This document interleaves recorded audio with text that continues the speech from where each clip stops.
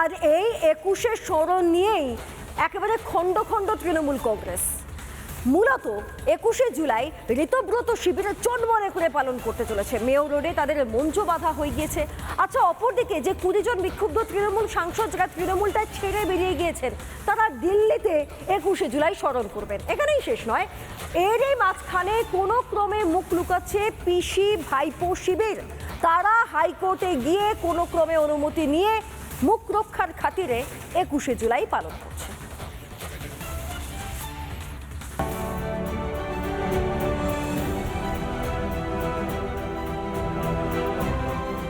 একুশে জুলাই বছর বছর ধর্মতলা আটকে হুজ্জতি, এবার যেন তার পুরোটাই উল্টো।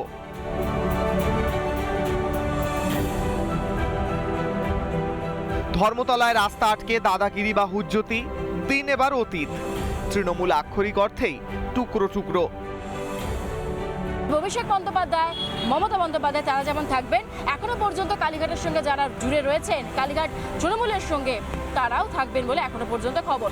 সকালবেলা কাজ কতদূর এগোচ্ছে সবটা খতিয়ে দেখে গিয়েছেন দোলা সেন।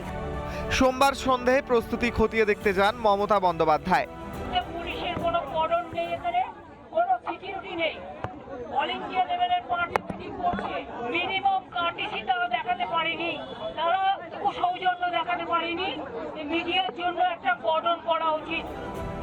কালীঘাট যখন ম্রিয়মান, ঠিক তখনই উল্টো ছবি কলকাতার অন্য প্রান্তে। মেয়র রোডে এখন চূড়ান্ত ব্যস্ততা। আমার ধারণা মেয়র রোডে 93 সালে যে ভিড়টা হয়েছিল ঠিক তারই রেপ্লিকা কালকে দেখে উঠে আসবে। ওখানে তো উপরে ওই প্ল্যানেট দেখায়, বাচ্চাদের ছবি টবি দেখায়, ভিক্টোরিয়ায় বাদাম খেতে যায়, মানে কোনোদিন শহীদ তর্পণ হয়নি। ফাটল শুধু কলকাতায় নয়, পৌঁছে গিয়েছে খোদ দেশের রাজধানী দিল্লিতেও।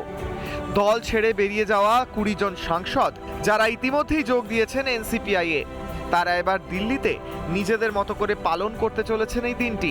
স্মৃতিতর্পণ আমরা কালকে করব এবং আমরা মনে করি যে রাজঘাট একটা যথাযথ স্থান যেখানে সকল শহীদকে স্মরণ করা যায় মহাত্মা গান্ধীর সাথে সাথে, এবং আমাদের বার্তাটা তাদের পরিবারের প্রতিও যাবে যে আমরা কিন্তু তাদের পাশে এখনো আছি।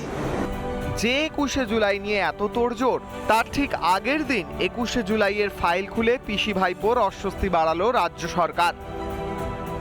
এই দিনটাকে ব্যবহার করে অনেকে অনেক কিছু করে নিয়েছেন।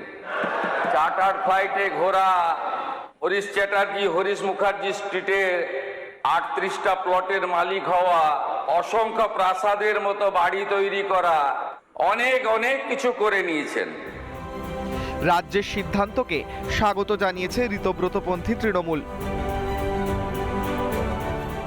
সম্মানীয় মুখ্যমন্ত্রী, আমি সবার আগে আপনাকে ধন্যবাদ জানাচ্ছি। আপনি শুভেন্দু অধিকারী, আপনার কাছে এই হাউস চিরকালের জন্য কৃতজ্ঞ থাকবে। তার কারণ আপনি একটা কবরস্থ ডেড বডিকে মাটির তলা থেকে খুঁড়ে নিয়েছে আবার প্রকাশ্যে বার করেছেন। ভাঙন, পরাজয় আর অভ্যন্তরীণ কোন্দলে জর্জরিত ঘাসফুল শিবির। কথায় বলে না, মর্নিং শোজ দ্য ডে। 20শে জুলাই যেন তারই ট্রেলার দেখলো বাংলা। রিপাবলিক বাংলা। নানা ধরনের কন্টেন্ট দেখার জন্য লাইক করুন, শেয়ার করুন আমাদের ফেসবুক পেজ, সাবস্ক্রাইব করুন আমাদের ইউটিউব চ্যানেল। পাশাপাশি অন্যান্য ব্রেকিং নিউজের জন্য অবশ্যই চোখ রাখুন রিপাবলিক বাংলায়।